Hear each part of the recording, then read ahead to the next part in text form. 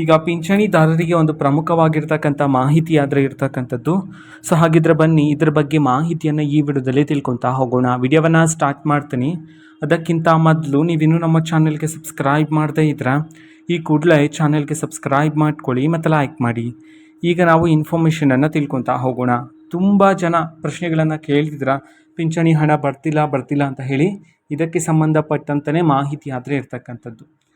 So ಬರೋಬ್ಬರಿ 14 ಲಕ್ಷ, ಮೊನ್ನೆ 15 ಲಕ್ಷ ಇತ್ತು, ಈಗ ಇನ್ನೂ 1 ಲಕ್ಷ ಏರಿಕೆ ಮಾಡಿ ಟೋಟಲ್ ಆಗಿ 14 ಲಕ್ಷ ಖಾತೆಗಳನ್ನು ಪಿಂಚಣಿದಾರರಿಂದ ಅಂತಂದರೆ ಪಿಂಚಣಿದಾರರಿಗೆ ಹಣವನ್ನು ಬಿಡುಗಡೆ ಮಾಡ್ತಕ್ಕಂಥ ಪಟ್ಟಿಯಿಂದ ತೆಗೆದು ಹಾಕಲಾಗಿದೆ. ಅವರಿಗೆ ಇನ್ನು ಮುಂದೆ ಪಿಂಚಣಿ ಹಣ ಬರೋದಿಲ್ಲ.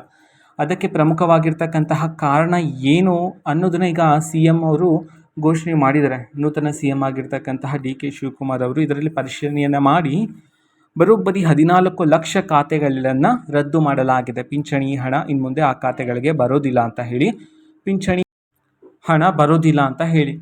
ಸೊ ನಂತರ ಅದಕ್ಕೆ ಕಾರಣಗಳನ್ನು ತಿಳಿಸಿರ್ತಕ್ಕಂಥದ್ದು ಏನಂತಂದರೆ, ಇಲ್ಲಿ ಪ್ರಮುಖವಾಗಿ ಮೊದಲನೇದು 2.21 ಲಕ್ಷ ಅಷ್ಟು ಪಿಂಚಣಿದಾರರು ಅವರ ನಿವಾಸದಲ್ಲೇ ಇಲ್ಲ ಅಂತ ಹೇಳಿ ಸರ್ಕಾರದ ಪರಿಷ್ಕರಣೆಯಲ್ಲಿ ತಿಳಿದಿರ್ತಕ್ಕಂಥದ್ದು. ನಂತರ 45,853 ಜನ ಆದಾಯ ಪ್ರಮಾಣ ಪತ್ರವನ್ನು ಸಲ್ಲಿಸಿಲ್ಲ ಅಂತ ಹೇಳಿ ಮಾಹಿತಿ ಇರ್ತಕ್ಕಂಥದ್ದು. ನಂತರ 13,23,932 ಜನ ಸೂಕ್ತ ದಾಖಲೆಗಳನ್ನು ನೀಡಿಲ್ಲ.